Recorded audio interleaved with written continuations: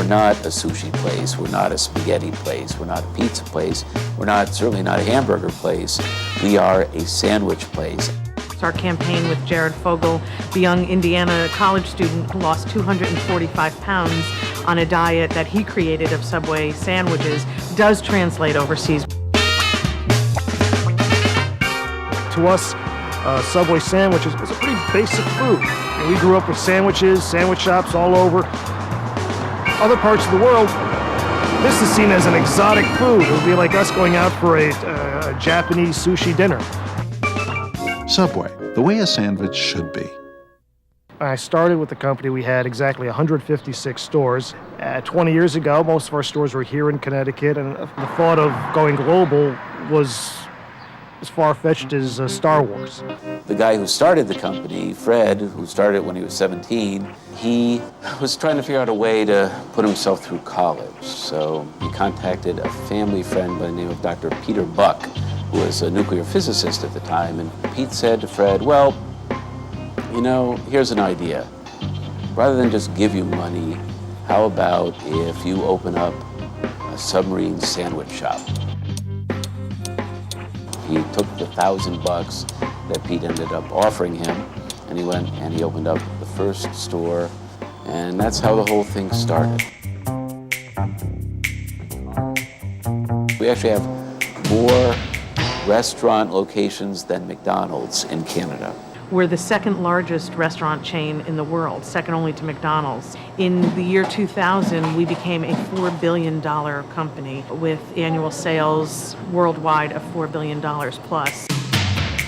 We are 100% franchised. The Subway investment is one of the lowest investments in the franchising industry. To simply be able to use the Subway name, $10,000 investment for the initial investment. And then, of course, it varies on building out the restaurant. It could range anywhere from $60,000 to $160,000, depending on location, size, etc. When I came to Subway, we had about 166 stores, and Fred came to us just before we hit the 200 mark. Now, this is 1982. He announced we will have 5,000 stores by 1994. Everybody looked at him, basically thought he was crazy. You know, Fred's gone over the deep end this time. But Fred believed in the goal, so much so that he put the goal on all of our business cards. He put it on the sub wrap, he put it on our napkin, he put it on our correspondence, every piece of paper we sent out. Guess what? We had 5,000 stores by 1990. We bit the bullet and we hit the goal 4 years early. Today, we've got a lot of stores. Here's a bit of Subway trivia. Where was the first international Subway store? Was it Canada? No. Was it Mexico? No. Was it Puerto Rico? No. Was it somewhere relatively close to the United States? No. It was in Bahrain in the Middle East. And as a result, this is how we developed our international growth philosophy. The idea was somebody came to us. They believe in the Subway concept. They know their local culture. That's how we get into places like Tanzania and various Latin American countries and various Asian countries. One of the challenges with an international location is the sourcing of products. Obviously, the base of a franchise system is uniformity. What makes a Subway shop profitable here in Milford, Connecticut is the same thing that makes them profitable in San Diego, California, in Australia, in Costa Rica, in Germany. So what we need to do is we need to source local products that meet our what we call gold standard, that meets our specifications to formula. Some of our bread manufacturers will go overseas and they'll meet with a local baker. The biggest challenge we face with this international community that we service is really the language issue. Up until a few years ago, the only Subway training facility was at our corporate offices in Milford, Connecticut. which is the world headquarters for Subway. We get people coming here from all over the world. Again, anybody who buys a franchise has got to attend training. Now, we have 3 training centers. We opened our first international training facility in Costa Rica, which handled training for a lot of our Spanish-speaking countries. Somebody only speaks Spanish, and they're in a training store where the crew and the customers are all speaking English. Obviously, there's a problem. And we address that problem by simply opening in a Spanish-speaking nation, where the trainees can be dealing with people of the same language, same culture as themselves. We opened a school in Australia, and we're in the process of opening one in China. We've had a number of Chinese come here, and language problems have been the primary issue. Some of them have come with translators. It's very awkward, and it's also quite expensive.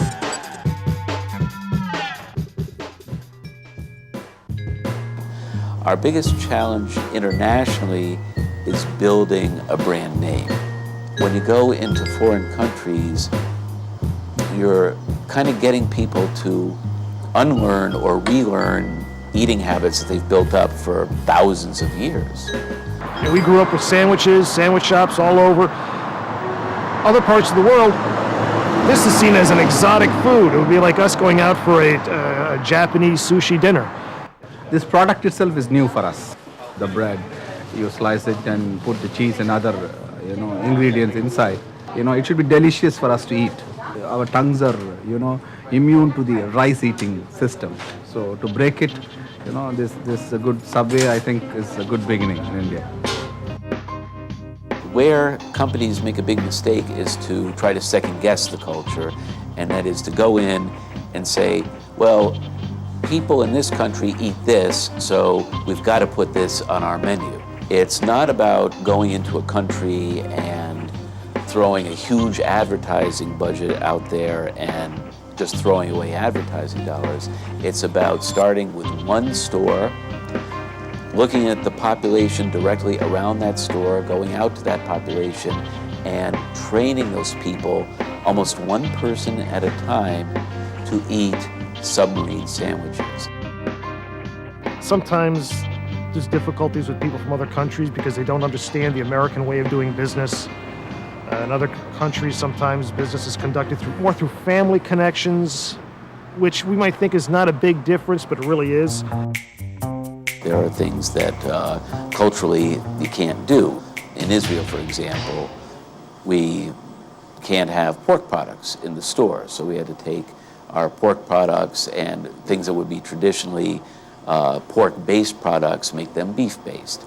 Couldn't put cheese on the beef. So we made a point of letting people know, this is how we're preparing the sandwiches. They're prepared according to your culture. Come on in and try them.